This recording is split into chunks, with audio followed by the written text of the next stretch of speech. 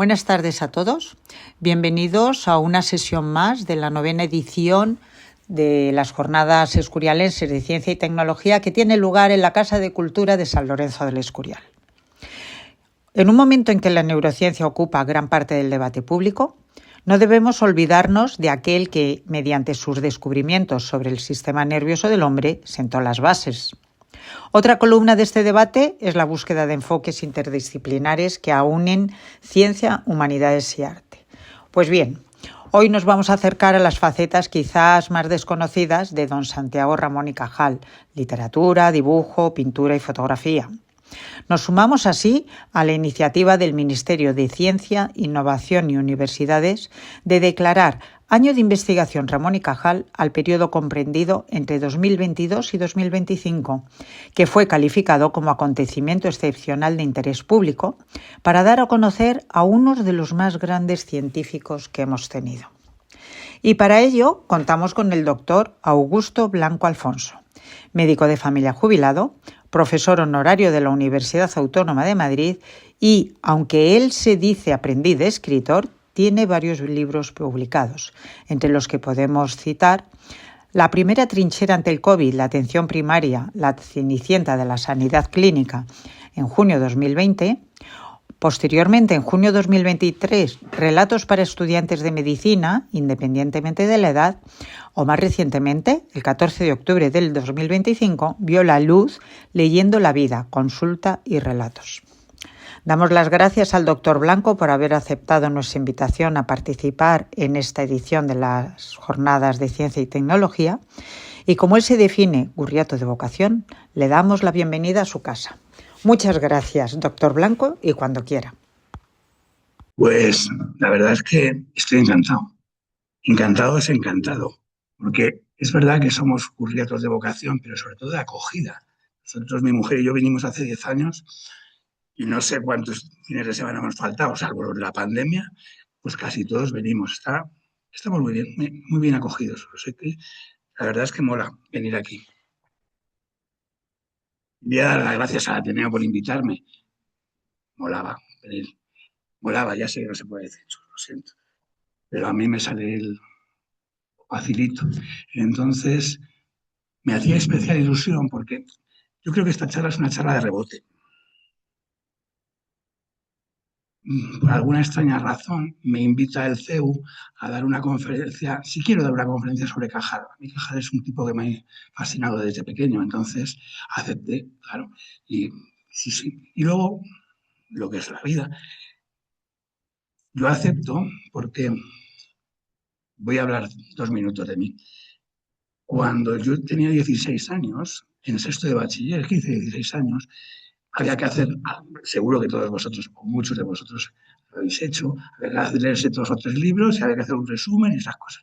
Yo escogí las charlas de café de Cajal y me encantó, me gustó mucho, me gustó tanto que me fui a comprar después El mundo visto a los 80 años.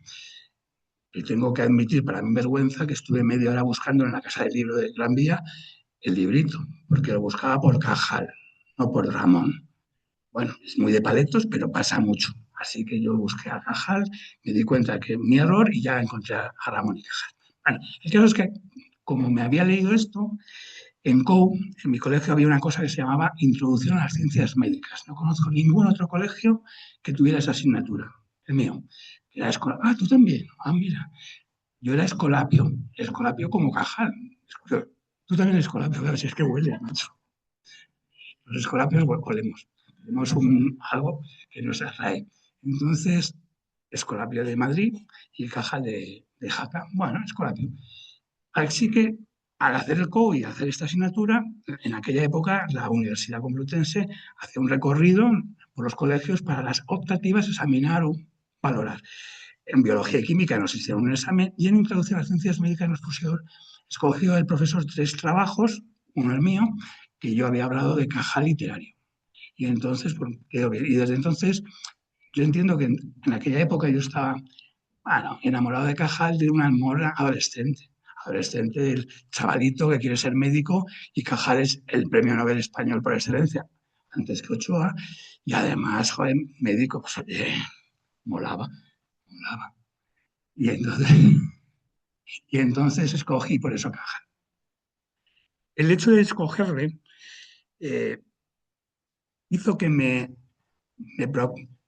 me quedara colgado de ese Cajal que yo conocía de la charla de café, de las tertulias, porque no he sido consciente de todo lo que me ha influido Cajal hasta ahora.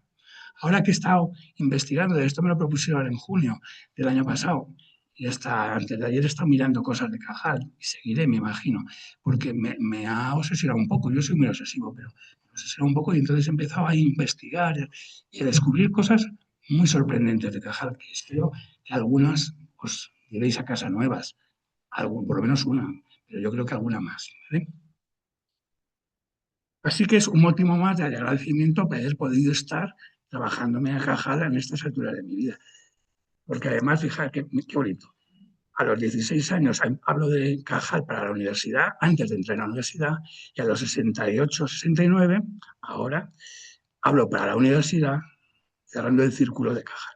Así que me siento especialmente bien por este detalle. Os estaba contando que yo había leído a Cajal en la charla de café y El mundo visto a los 80 años. La verdad es que son libros que a mí me han hecho ser tertuliano desde pequeño. Siempre está en una tertulia, o arreglando el país, o arreglando la medicina, o arreglando el Real Madrid, o participo en tertulias, yo creo que un poco propiciado porque Cajal iba a las tertulias. Eso era algo que a mí me atraía. A Cajal en 1905 le proponen para la Real Academia de la Lengua, lo cual es interesante. Interesante porque en 1906 es cuando le dan el Nobel, o sea, es anterior. Es verdad que cuando le proponen no llegó nunca a entrar, o sea, a ser de hecho, porque no llegó a hacer el discurso de ingreso. Y está bien, o sea, le llamaron a los 20 años, a los 16 años le llaman y dicen, claro, don Santiago, que no ha hecho usted el ingreso, que tiene que hacer, ay, no puedo, yo ya estoy mayor, tengo muchos problemas, duermo muy mal, desayunar no puedo, la, la hemorragia me asalta, excusas, pero no lo hizo. A los 5 años volvieron a pedirle, don Santiago, que tiene usted que hacer esto. Que no, mire, renuncio a ser académico, no me merece la pena. Pero don Santiago, que tiene que hacerlo, que renuncie. Votaron en contra, todo el mundo a mano alzada, se negaron. Así que Cajal, que siempre fue muy agradecido, muy humilde y muy de hacer amigos, aceptó dar el discurso de entrada sobre las diferencias entre la docencia y la investigación. Bueno, Así mandó una carta diciendo, bueno, lo voy a preparar. Nunca llegó a prepararlo, así que nunca llegó a entrar. Hay otra teoría, que no era la de las enfermedades, que a mí me gusta más, porque es más romántica. Y es que no llegó a presentar el discurso de aceptación de la academia, porque parece que la academia boicoteaba a Galdós como premio Nobel, no le dejaban que se presentara, y entonces lo tenían boicoteado. Ya sabéis que Galdós era anticlerical, republicano, bueno, un golfo, claro. Y entonces no estaba bien visto en la piel de toro. Pero tampoco está muy claro si no era la Academia Sueca, que era muy moralista y muy conservadora, la que no quería a Galdós. Bueno, no sé. A mí esta me parece que es. Porque lo que sí ocurre es que sí que acepta entrar en la Real Academia de Ciencias Exactas, Físicas y Naturales. Y esto es una historia muy bonita, porque ese señor es, os lo voy a decir al amigo, Miguel Merino. Miguel Merino es matemático, astrónomo, político, y está dándose un garbeo por Alemania y habla con Kolliker, no, con Kolliker, no, con Birkhoff, que es el padre de la patología general. Y entonces Birkhoff le dice, ¿y en qué anda Cajal ahora? Y Merino no sabe quién es Cajal, no tiene ni idea. Así que cuando llega a España, busca ver quién es Cajal, encuentra a Cajal y en Pispás le propone para que entre en la academia. Y entra. Es verdad que cuenta Marañón que los médicos con derecho a voto no le votaron. Pero bueno, entra en la academia, prepara su discurso, que su discurso regla los consejos sobre investigación científica, es lo que será el embrión de su libro posterior sobre investigación.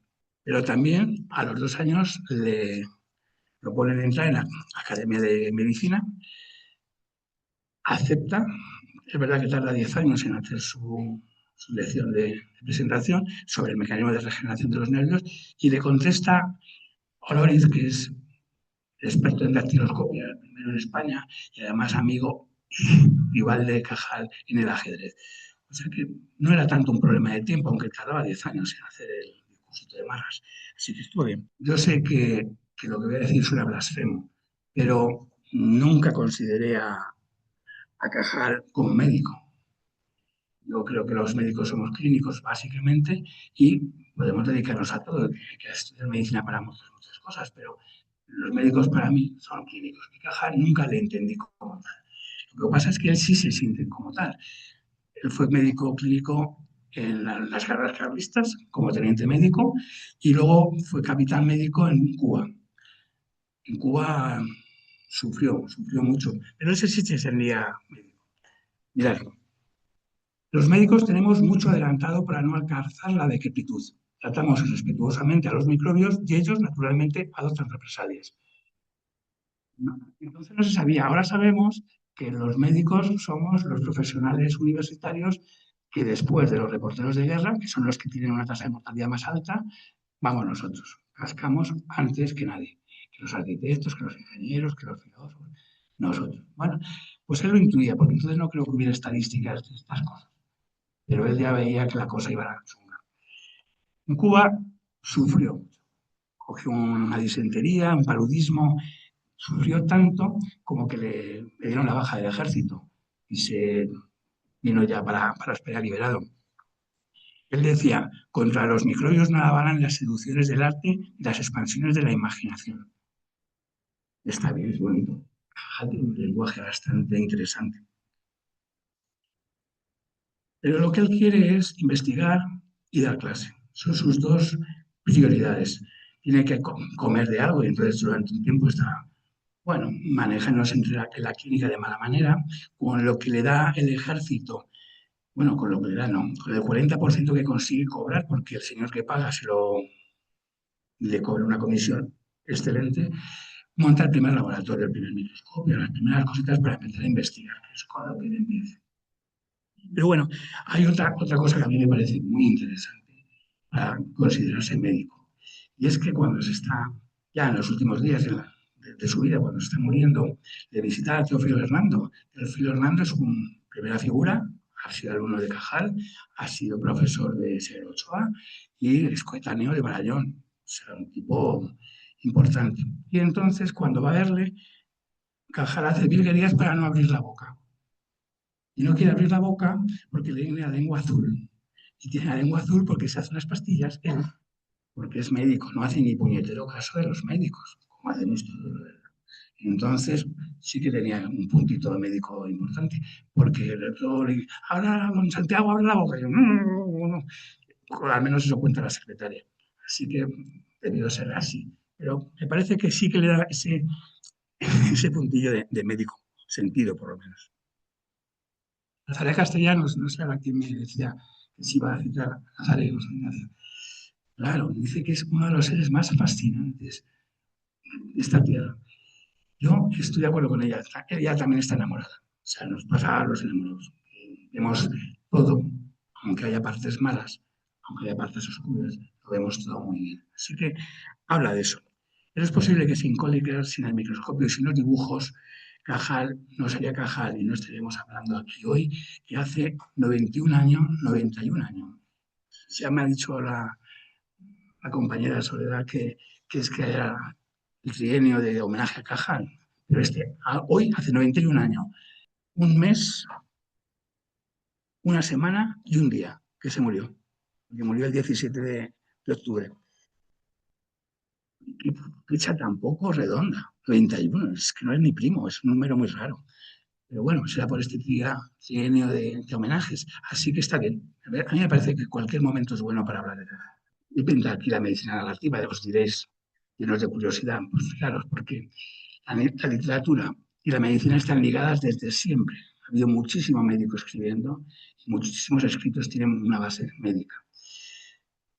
Y tacharon que esta señora inventó o creó la medicina narrativa leyendo las historias de su padre. Ahora los médicos, bueno, algunos ya no hacemos nada, pero los que todavía están pasando consulta cliquean, o sea, básicamente cliquean.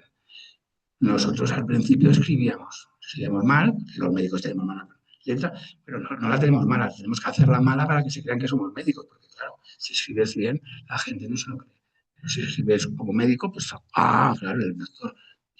Entonces, bueno, ahora ya no se escribe esas cosas. Pero entonces, ya Sharon estudia las historias de su padre y empieza a pensar que hay cosas. Contra todo pronóstico, Cajal, que no es clínico, en sus cuentos hace narrativa médica. Es curioso, está bien. Así que por eso me he atrevido.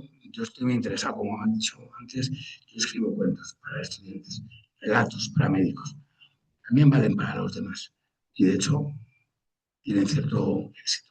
Pero es verdad que Cajal también escribe cuentos. Yo no voy a hablar del científico, voy a hablar del científico porque es de una profundidad tal que yo me siento superadísimo. No es que esto sea estricto, vamos a tocar, a bosquejar esas artista, los bosquejos del artista, del literato, del innovador, del vanguardista, porque hace muchas cosas por primera vez en este mundo, en nuestro país. Entonces eso, bueno, me parece que se ha especulado mucho sobre cuál es la verdadera vocación de Cajal. Él lo dice en sus memorias. Cajal, entre otras grandes novedades, escribe su autobiografía en una época donde no hay autobiografías. Ahora, hasta de mérito escribo su biografía. Bueno, cualquiera lo hace. Coges un negro, te lo escribe, ya está. Cajal escribe autobiografía, tanto de su época juvenil, como de su época madura, como de su época de investigación. Así que está muy bien. Sí que, como es un lector voraz, como dibujante y como escritor, junta todas esas cosas y consigue hacer lo que es, lo que ha hecho ser Cajal. Yo no creo que tenga una vocación frustrada, ha desarrollado casi todas, pero bueno, vamos a hablar de don Santiago, no del Cajal investigador que juguetea con las neuronas en las dificultades del cerebro. No, vamos a hablar del que piensa en construir frases, en enhebrar palabras, en juntar para crear conceptos, para transmitir ideas. Y eso yo creo que lo hace bastante bien. Y además vamos a brujulear por las vanguardias que él visita de una forma sorprendente, por lo menos para mí. Y espero que para todos vosotros alguna de esas cosas sea sorprendente. Si me permitís, vamos a encuadrar un poco en qué momento estamos viviendo. Cajal vive a finales de 1800 y a principios de 1900, va a morir en el 34, nació en el 52 del siglo XVIII. Bueno, ahí, peleando la vida. Y en esa época, España vive un momento realmente terrible. Está degenerando deprisa. El imperio se desmorona, como al final va a ocurrir, va a desaparecer. Va a llegar el 98 y el 98 nos va a poner mirando a Cuenca. No vamos, hemos perdido todo lo que creíamos que éramos. Eso hace que la intelectualidad de la época sea pesimista a unos niveles exagerados, muy pesimista. El 98 era pesimista. Joaquín Costa, hay dos tendencias, los regeneracionistas de Joaquín Costa y luego la generación del 98. Joaquín Costa habla, y eso de alguna forma le junta con el 98, de la educación, de intentar conseguir que la gente pueda estudiar, pueda aprender a leer, a escribir. Esas cosas que parecen tan sencillas no eran tan fáciles. El 98 está en la misma línea. Quizás son más artistas, más subjetivos, Costa es más de los pies en la tierra, y entonces intenta llegar. Pero las dos facciones tienen en común un patriotismo dolorido, porque son muy patriotas. Machado, Valle Inclán, Pío Baroja, Aldós, Cajal, son muy patriotas. Y ese patriotismo, Cajal llega a decir que el patriotismo es la fuerza de las naciones poderosas. Gracias al patriotismo, no las banderitas, el patriotismo, el trabajar por la tierra, por el pasado, por el futuro, por los que han vivido allí y por los que van a vivir. Y eso, bueno, les une de alguna manera. Sí que es verdad que en general son republicanos, anticlericales. Bueno, la nueva religión es la ciencia. Los curas ya no, los jefes de esta religión no llevan sotana, llevan bata. Y los sitios donde se imparte esta filosofía son las aulas universitarias, los laboratorios, no las iglesias. Y esto los une de alguna forma a todos. Es verdad que el 98 potencia esta crisis moral, política y social de España. Ideológicamente, Cajal está más encuadrado en el regeneracionismo de Joaquín Costa, pero los principios son muy parecidos, o sea, es modernizar España con educación y con ciencia. Cajal dice, a fuerza de leer libros filosóficos, teológicos, espiritistas, científicos, he acabado siendo agnóstico, pero no es un agnóstico tan radical. De hecho, en su testamento deja escrito que quiere ser enterrado en el cementerio civil y que no quiere homenajes, sino que, como no le hacen ningún puñetero caso, hacen homenajes y le entierran en la Almudena con su mujer. Bueno, no creo que se hubiera sentido tampoco incómodo, donde él no quería, pero era así. Es un hombre de firmes convicciones, humanista, solidario, generoso, y lo que no tiene son dogmatismos de ningún tipo. Es capaz de comer con Alfonso XIII sin ningún problema, mantener con él una relación fluida, tan fluida como que cuando llega López de Ayala, Marañón, Ortega y Gasset a proponerle que firme el manifiesto republicano, dice que no porque por lealtad a Alfonso XIII, porque se ha portado muy bien conmigo. Dice, no sé lo que le debía a Alfonso XIII, pero bueno, no firma. Pero sí juega en ese campo, ¿no? Pero igual que come con Alfonso XIII, pasea con Juan Negrín, el que es amigo, que sería el presidente de la República, con lo cual es un hombre muy variado. En 1913 le proponen ser senador vitalicio. Pone tres condiciones. No voy a ser de ningún partido, soy independiente radical y no cobro. Así que le aceptan. Va a ser senador hasta 1924, cuando Miguel Primo de Rivera del golpe de Estado. Y entonces abandona el Senado. Esto es el ministerio que le ofrecen. Le ofrecen ser ministro un par de veces. Para salud pública, para instrucción, para un montón de cosas. No acepta. Tampoco porque si acepto el ministerio no voy a poder trabajar en lo que yo quiero, que es la investigación.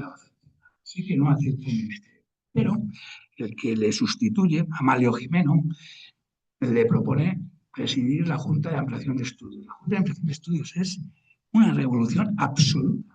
Absoluta, es absoluta en España. Va a conseguir que vaya gente al extranjero a estudiar, a perfeccionarse, a mejorar. Va a conseguir que haya publicaciones, que nos afiliemos a publicaciones extranjeras, que vengan a España las revistas alemanas, francesas, inglesas. Va a conseguir que haya gente que pueda traducir esas cosas. Eso lo hace la Junta de Estudios. La Junta de Estudios tiene en los vocales Echegaray, Menéndez Pelayo, Joaquín Costa, Sorolla, una cantidad de gente importantísima. Bueno, y el presidente también pone una pega, porque le ofrecen un sueldo de 10.000 pesetas. Y dice que no, que es mucho, que 6.000. Era un hombre especialmente un poco dado al dinero.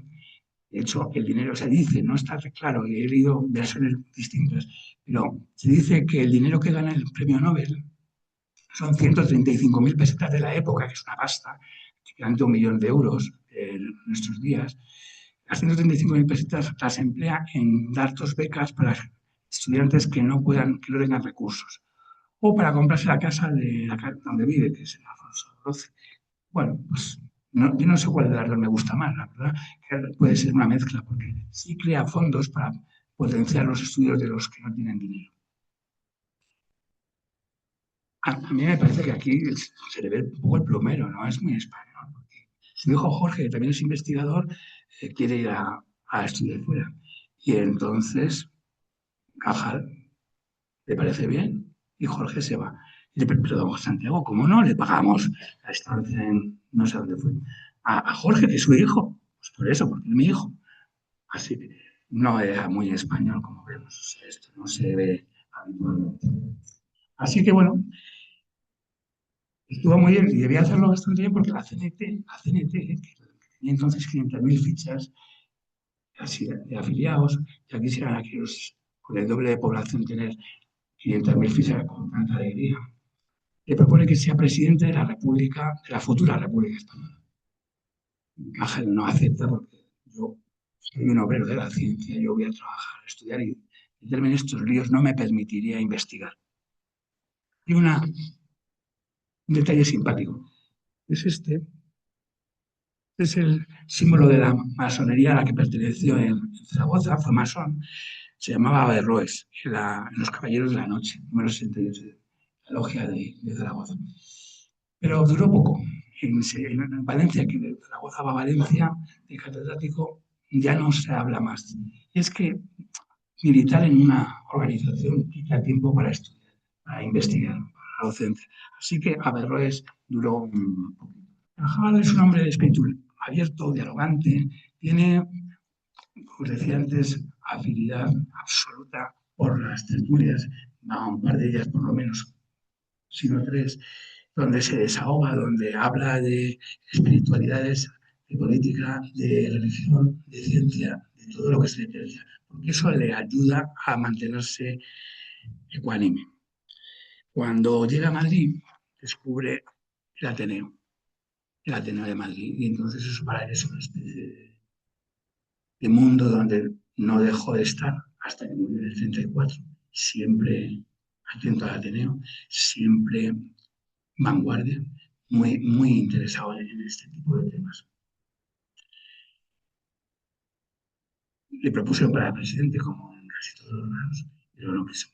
Lo cogió, pero lo dejó enseguida porque es que le quitaba tiempo. Él tenía que estar con sus placas y sus puertas.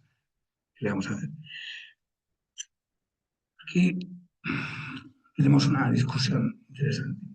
¿Era Cajal machista o no era machista? Él se declara fervientemente feminista, muy feminista. Si lees sus escritos, es muy machista. O sea, muy machista es muy machista. Lo que pasa es que fue el primero de pelear en el Ateneo para que pudiera hablar Emilia Pardo Bazán, que no podían hablar las mujeres en el Ateneo.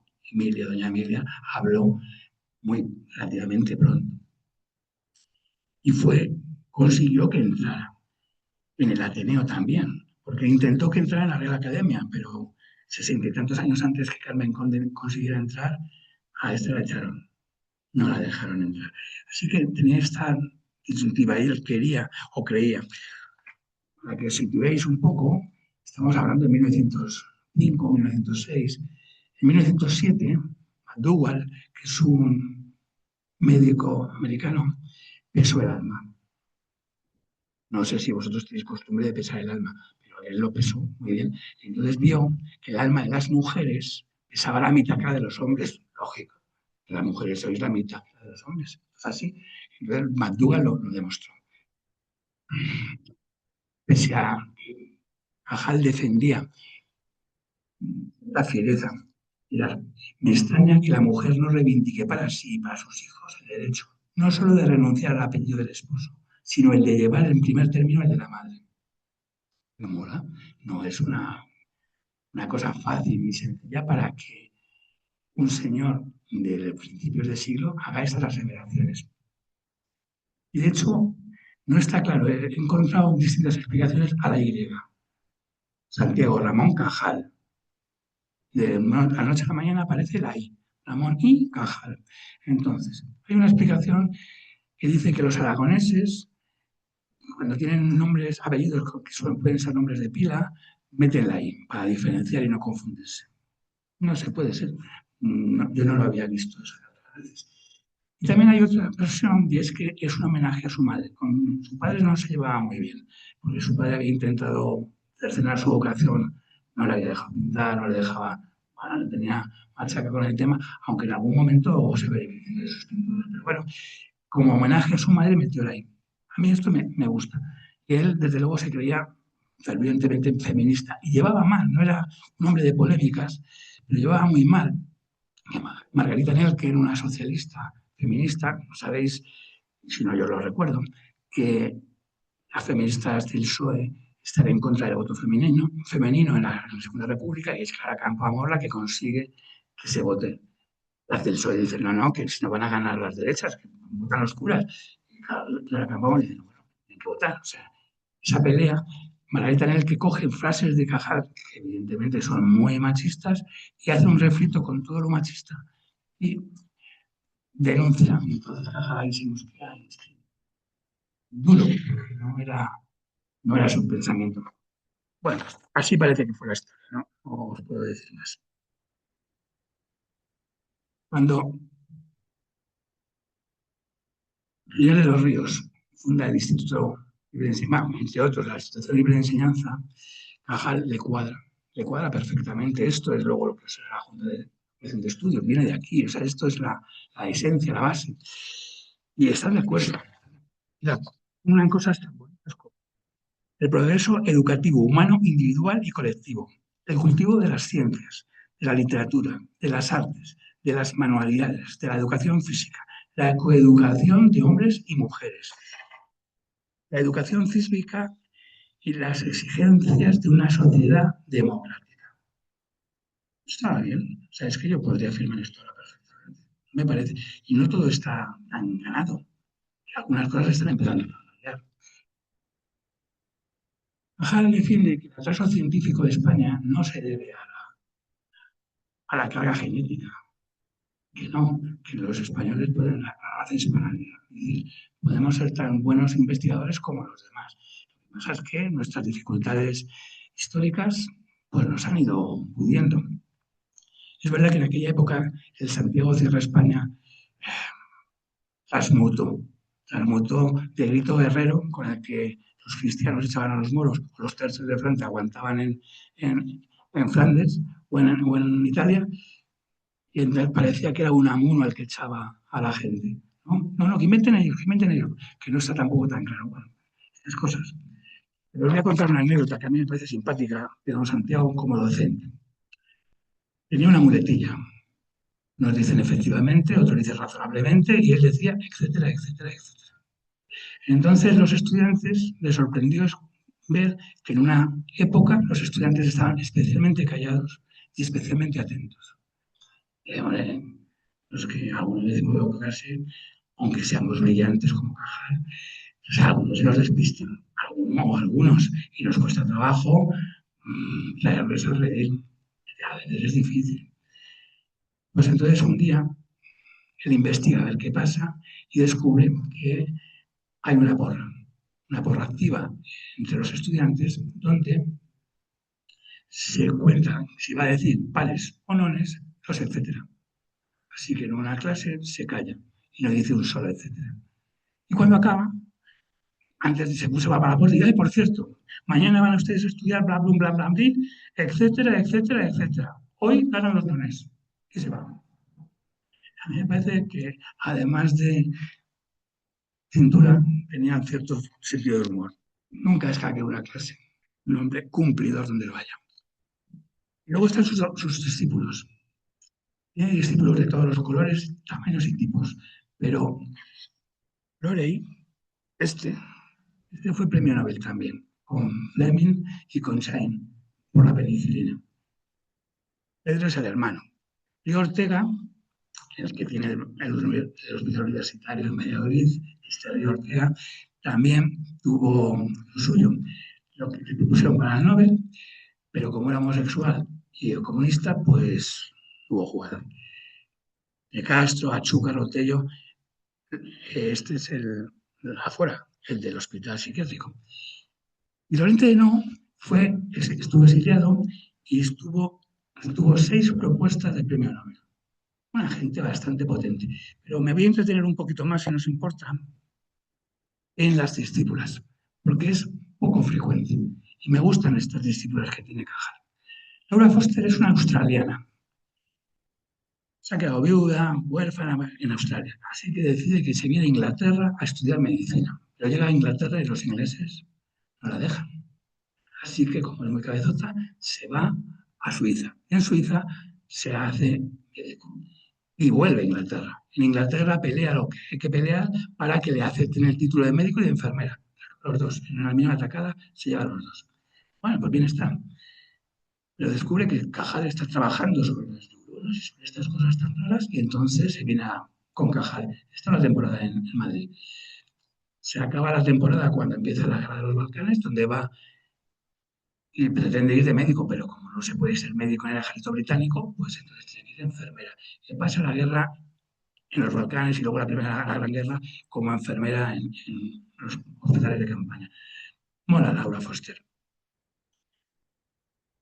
Luego está Manuela Serra. Manuela Serra es la mujer que primera vez firma un artículo en una revista, en solitario.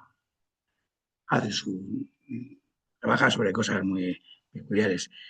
Las células gliales de la médula espinal de las ranas. Sería que las ranas sean baratas, no sé, pero me parece un estudio interesante. Y con unos dibujitos muy chulos como los de su maestro. Pues está muy bien. Dejar de trabajar cuando se casa. Porque no sé si os recordáis que las mujeres no podían trabajar y que estaban casadas. La mujer tiene que cuidar a los hijos y dejémonos de tonterías. Esta sentada, Carmen, es hermana de Manuela y es ayudante técnica nada más, no prospera.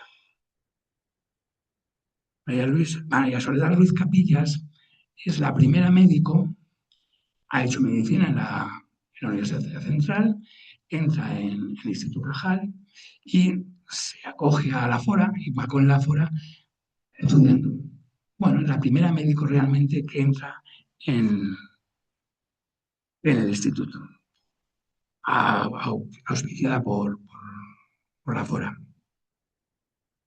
María Luisa Herreros se viene en el año 34, viene a Madrid a estudiar medicina, año que muere Cajal. Pero estudia medicina, pero está ya la guerra, así que se tiene que volver a su pueblo. Se vuelve a su pueblo y cuando acaba la guerra vuelve a venir a Madrid a acabar medicina y la acaba. A mí es una de las que me ha trastocado más porque esta mujer es una pionera del psicoanálisis en España. Yo siempre había pensado que el psicoanálisis en España no había triunfado porque la psiquiatría biologicista de Cajal hace que la psiquiatría sea neuropsiquiatría. Hasta hace 4 días era neuropsiquiatría. Yo pensaba que era influencia biologicista de Cajal, como había trabajado tanto la neurona. Luego descubrí que Ángel Garma, que era psicoanalista español, se va por el franquismo, se tiene que ir porque están mal vistos los psicoanalistas con las dictaduras o con el franquismo o con el fascismo, como lo queráis, se va a Argentina y funda la Escuela Argentina de Psicoanálisis, que luego nos los devolvió Videla, pues allí hizo de Franco en Argentina y los psicoanalistas argentinos nos volvieron a invadir. Pero esta mujer fue la primera que empezó a trabajar psicoanálisis, la primera, estudiándolo con neurociencia. Me parece muy, muy interesante. Yo es de las que más me ha sorprendido.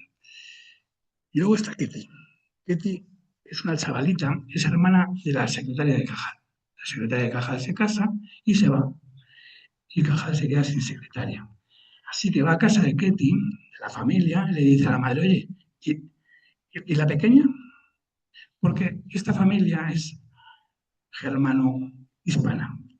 Así que las niñas han ido al colegio alemán y saben alemán, de corrido como el español. Y además francés e inglés, como debe ser. Pero es que la niña tiene 16 años, tiene que ir al colegio. No. Bueno, que acabe el curso, se viene en agosto, yo la enseño para que cuando lleguen los médicos, ella ya esté preparada. Y Ketty está con Cajal hasta que se muere, casi 13 años, acompañándole y siendo fundamental, porque como controla el alemán, puede traducir los artículos que hacen aquí el instituto al alemán, o al francés, o al inglés. Y lo que publican en Alemania, en Francia, en Inglaterra, al castellano. Con lo cual permite que el instituto avance a una buena velocidad de crucero. Fundamental. Quería acabar esto con una cosa que a mí me da rabia, porque tengo un par de compañeras que me lo han ido a decir 1000 veces. Yo siempre he propugnado que la función de un profesor es despertar entusiasmo. Eso es lo que tengo que hacer, abrir puertas para que tú veas y te metas a estudiar más y a profundizar en lo que yo te quiero que creo que te va a venir bien. Yo esto creía que era una idea mía, la verdad, y me sentí orgulloso de cuando los compañeros a gusto, ¿qué cosas dicen? Yo me sentía que, vamos, engordaba. La tripa es por eso. Pero resulta que Cajal lo dijo antes que yo. Así que es posible que lo leyera y se me quedara ahí perdido en algún recoveco de la conciencia, y por eso le digo tanto en las clases o a los compañeros en el claustro. La rabia, pero es así, ¿qué vamos a hacer? Así que vamos a meternos con sus entretenimientos, que son estos.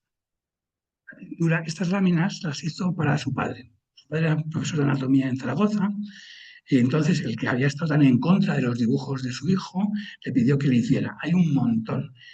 No todas sabemos que son de Cajal porque no todas están firmadas, pero hay 70 y tantas de este estilo. Así que están francamente bien. A mí me parece que son interesantes. Cajal piensa en el dibujo este, pero también en este otro. Pero es que este dibujo se diferencia en milísimas de milímetro. Yo no sé cómo se puede hacer, yo era muy torpe para el dibujo, no sé cómo se puede hacer a mano alzada dibujar una neurona. Luego veréis algunas más porque son realmente muy interesantes.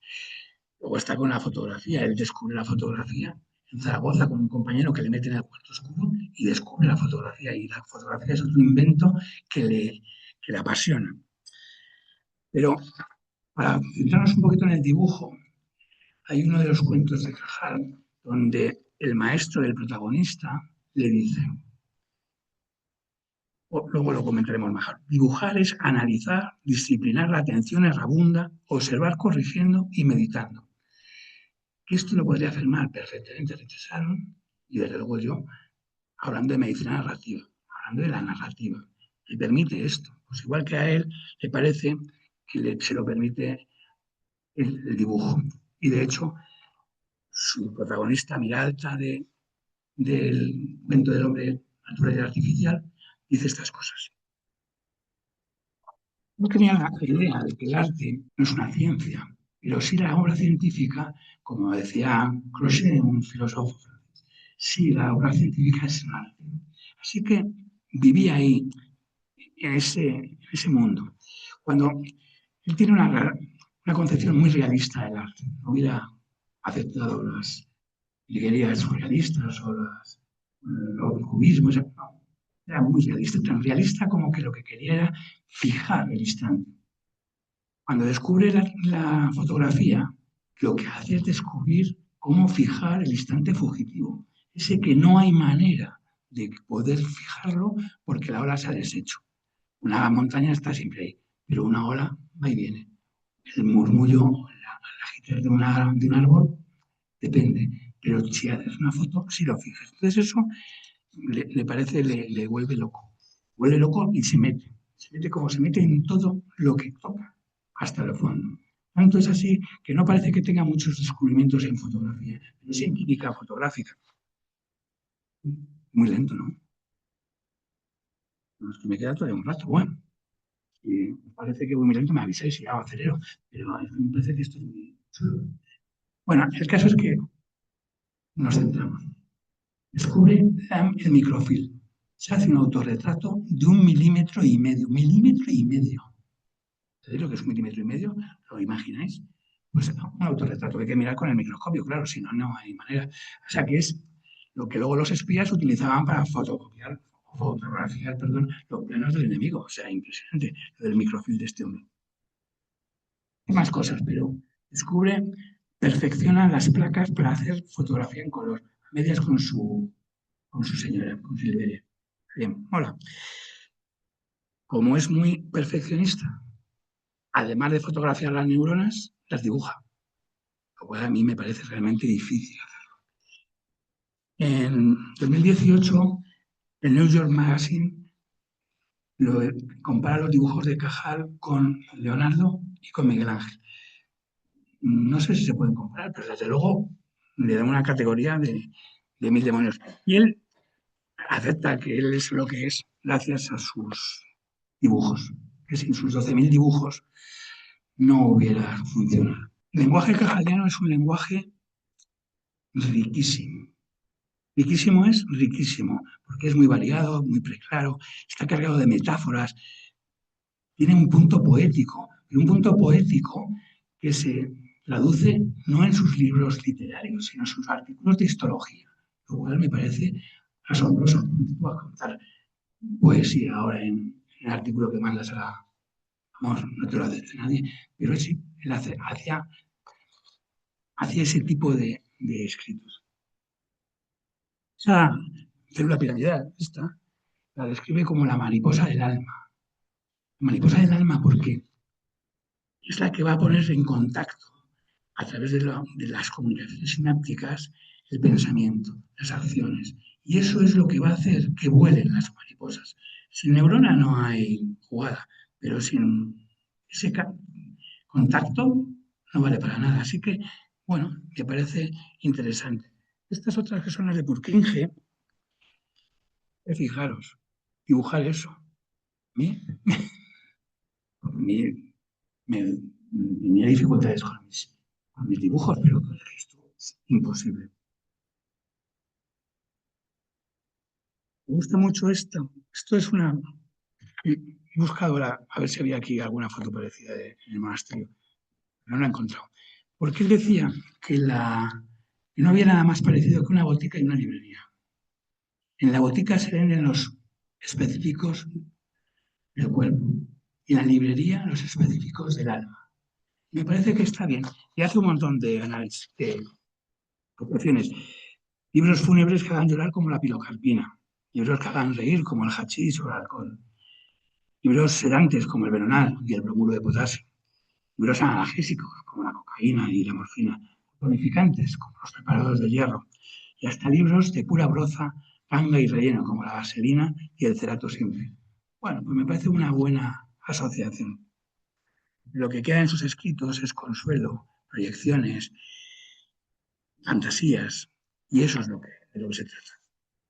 Decía desde el principio que no íbamos a hablar de, de Cajal científico, pero yo me he permitido, con las palabras que encontré en los primeros libros que leí de él ahora, estas palabras. Yo he leído bastante del siglo XIX, de la generación del 98, pero todas estas palabras me parecen asombrosas. Así que, doña Teresa, por favor, tienes el libro.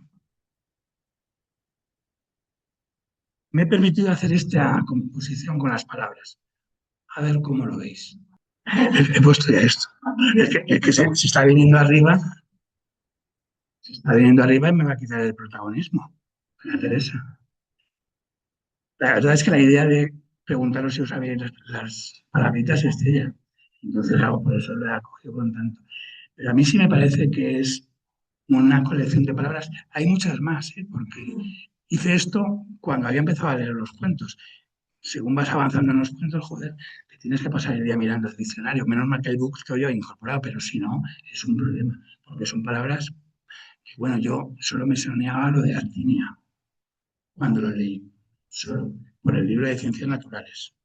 Que la veía ya puesta encima del cangrejo ermitaño, que es el pagún. Pero lo demás, Artiquino, qué bonito, qué bonito. El actor de relleno. Bueno, a mí me parece que es especialmente simpático. No sabíais ninguna, ¿no? ¿O alguien sabía alguna? Claro, aprendértelo como un papagayo, es realmente. Sí, bueno, que pese a todo, fíjate, 3 palabras entre todos. Bueno, Cajal estuvo muy influenciado por el Salgari, por Julio Verne, por Calderón, por un montón de gente. Decía Lope de Vega, que yo me lo he aprendido muy bien, que un escritor tiene que leer mucho para poder plagiar sin plagiar. Pues Cajal lo hace como lo hacemos todos los que tenemos la tentación de escribir. Plagiar. Bueno, pues plagiaba. En sus libros hay un antes y un después, yo creo. Recuerdos de mi vida y la investigación son los primeros.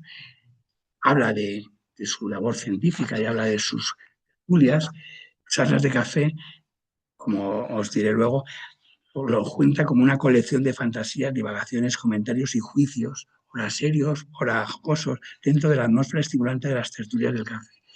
Eso yo creo que le da una riqueza especial, pero recuerdo de mi vida, habla de su infancia y juventud, cuando habla de cómo investigar también, y El mundo visto a los 80 años se publica después de muerto. Lo ha acabado, está en imprenta y se muere. Así que es una colección de reflexiones también muy interesante. Pero me voy a parar un minuto, porque este no lo conocía a lo mejor. Es más desconocido en la patología del Quijote, psicología del Quijote y el quijotismo. En 1905, hace 300 años que se publicó el Quijote. Y entonces Cristo escribía sobre el Quijote, encaja también. Entonces, pero me parece muy interesante cómo ve al Quijote. Le ve como un ideal de altruista, de vocación, de ayuda, de entrega, es el héroe. Un héroe que además contrapone contra los héroes anglosajones. Es que este es muy patriota y los ingleses no deben de caer muy allá. Entonces, bueno, los anglosajones a lo suyo y nosotros a lo nuestro. Y el Quijote es un símbolo de honor y de idealismo. Pero, aunque no está aquí porque no existe. El viajero a Júpiter se perdió en Cuba, lo había escrito en tiempos de ser estudiante, y es muy bonito porque por extrañas circunstancias consigue meter a un equipo en un cuerpo que es exactamente como un cuerpo humano, y lo mete por los canales correspondientes, por los poros, lo mete él. Y va andando el cuerpo humano por dentro ese equipo que ha introducido. Está muy bien, porque no sé si os acordáis, pero esto se da ya de conocer la Viaje alucinante, la película de Viaje alucinante. Yo creía que El viaje alucinante era una película que se basaba en una obra de Asimov, pero no, es al revés. Asimov se basa en el viaje alucinante para hacer su novelita. Y en ese viaje alucinante, que se llama Viaje Fantástico, Otto Clement y Jerome Disby introducen un submarino en el cuerpo de un científico que tiene un trombo para destruir el trombo que no se nos estropee el científico. Y ahí está Raquel Welch peleando con los anticuerpos, lógicamente. ¿Quién iba a pelear con los anticuerpos sin Raquel Welch? Y bueno, pues hacen la película. A raíz de esa película es cuando Asimov hace su viaje alucinante. Bueno, me parece que está bien.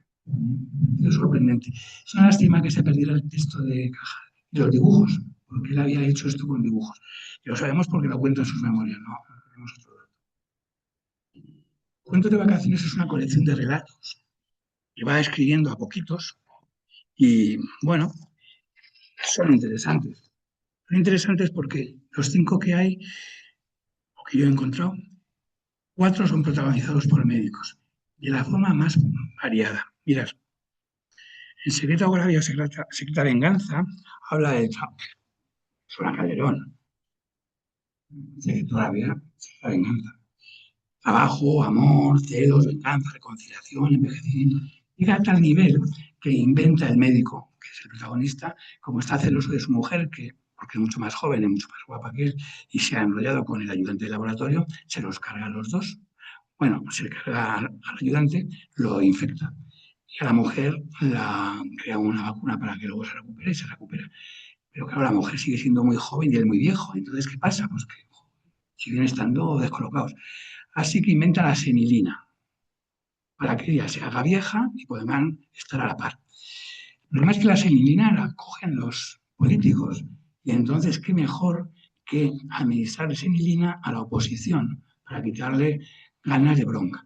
Así que a mí me recordaba a Orwell en 1984, manejar la ciencia para manejar la política. Muy interesante. Este también es de manejar la sociedad, el fabricante de honradez. Un médico, Miraonda, en un pueblo que se llama Villabronca, me parece que era, Villabronca, decide que va a hacer que todo el mundo sea bueno, que todo el mundo viva con arreglo a las normas. Y entonces les administra una vacuna donde todos se vuelven fenomenales, buenísimos. Hasta que, claro, pasado un año, los abogados, los taberneros, los curas protestan, joder, que no tengo clientela. Así que, no, deshace ese del rollo. Esa otra vacuna, que es agua destilada, se la pone y se les pasa la frontera y ya todo el mundo a lo suyo. Es muy bonito porque el médico se desilusiona mucho con el cerebro. Lo que le pasa a Cajal, con saber que el cerebro es sugestionable, le crea un problema importante, como luego veremos un poco más adelante. Casa Maldita habla de otro médico que compra una casa que está embrujada porque tiene una maldición, pero él se da cuenta de que no es que esté embrujada, es que los campos están infectados de malaria y están hasta no sé qué. Los cura y se hace rico. Y se puede casar con su prima. No me puedo resistir a leeros esto. Mirad, al médico, vale, sí, avisarme, yo me voy. Al médico el tío no le deja casarse con su prima porque es pobre, ya tiene dinero y hace clase y todo eso. Y dice, sí, la vida es buena y la felicidad existe, pero solo que dura tan poco. A mí me suena a mucho más hablando de estas cosas, pero hace una descripción del encuentro amoroso. En aquel enajenamiento de carne exasperada de amor había algo así como ebulliciones de protoplasma fecundo, clamores sordos de células, vírgenes de actividad, impulsos centrífugos irresistibles. No voy a seguir, no quiero que penséis, a pornógrafo, que yo estoy muy decepcionado. Pero no me digáis que un encuentro amoroso con estos términos no mola. Estará muy bien. El pesimista era está la caja maldita y el pesimista corajido es quizá el que menos me gusta a mí porque le convierte al pesimista la mirada con un microscopio y entonces ve todo muy mal y se recupera y se cura. Y en el hombre natural y el hombre artificial, Jaime Miralta, que es el que os decía antes que le había dicho su profesor que dibujara, bueno, pues tiene una discusión con un político conservador y hablan de educación. No vamos a seguir en esto porque ya me estoy pasando mucho. Y me queda lo más divertido. Os presento a don Santiago. Cachas donde lo veáis. ¿Por qué está tan cachas? Porque él no sabe, no existen las beta-endorfinas todavía. Ojalá cualquier runner sabe lo que son las endorfinas y cualquier frecuentador de gimnasios se siente lo bien que le sienta el desahogo ¿no? Pero Ajal eso no lo sabe, pero sí que es un poco niñato, un poquito chulo, un poquito soberbio. Entonces, ¿qué pasa? Pues que cuenta la anécdota que se peleó con un compañero y el compañero le pudo por una chica, cosa que me parecía bien. Le pudo y entonces él se quedó muy herido en su orgullo. También hay otra anécdota que dice que no se que pegó, se echó un pulso y con el que echaba el pulso le ganó y también le dejó jodido porque él era muy competitivo, Escolapio. Los escolapios somos así. Entonces fue al gimnasio, habló con el dueño del gimnasio y dijo, bueno, te cambio, te me entrenes por clases de anatomía. Y así quedó. Y empezó a ir al gimnasio. Tanto es así que Santi, porque este era Santiago, este era Santi el que se pone así, y dice de sí mismo, lo describía como ancho de espaldas, con pectorales monstruosos y circunferencia torácica excedía de los 100 centímetros, y al andar mostraba esa inelegancia y contoneo rítmico característico de los forzudos ovérculos de feria. O sea, es que estaba muy cansado. Siempre estuvo haciendo ejercicio, siempre hizo pesas en casa, aunque no siempre iba al gimnasio con esta publicidad, y también senderismo de campo. También coqueteó con el pugilismo. Bueno, quizá esto es más estupendo, porque cuando conoce a Charcot, conoce las hipnosis de Charcot, se pone a estudiar hipnosis. Se pone a estudiar hipnosis con tanto entusiasmo y con tanto éxito que monta un gabinete que tiene que cerrar por exceso de éxito. Tiene tantos clientes, porque claro, cura lo que se cura, que no es todo, pero claro, está muy bien. Llega al punto de adelantarse 60 años a Rodríguez de Cárcer con los partos sin dolor. Rodríguez de Cárcer empleaba técnicas de sofronización de Caicedo, que es una técnica prima hermana de la hipnosis, aunque ellos digan que no, pero él lo que hace es que provoca que sus dos últimos partos Siberia, los 2 últimos hijos, los hace sin dolor gracias a estas técnicas que aplica. O sea, es un hombre curioso.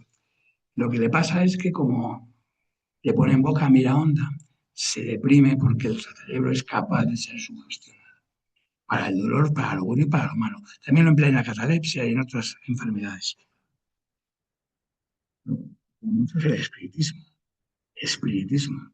Madame Curie y Pierre Curie, Cajal, los nobles, son muy seguidores del espiritismo.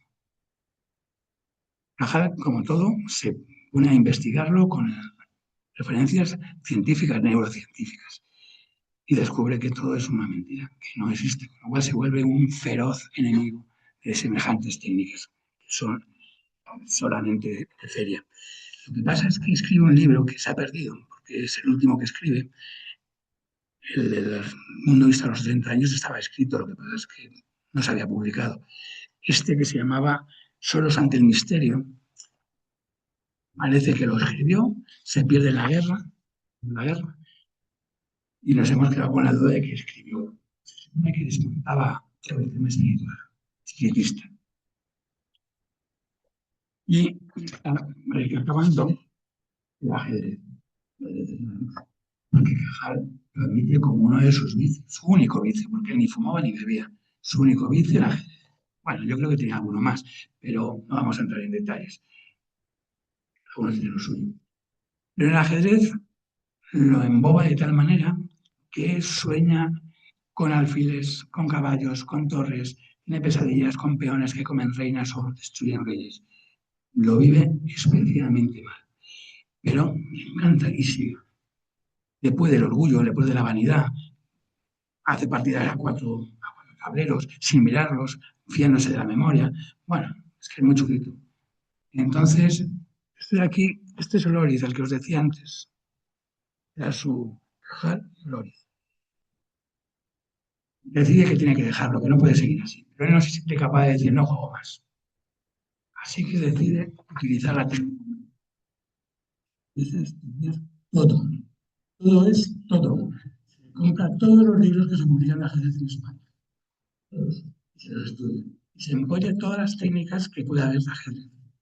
Y además cambia la forma. Él trabaja de una forma romántica, muy agresiva, muy a lo loco, y ahora conservador y a ganar.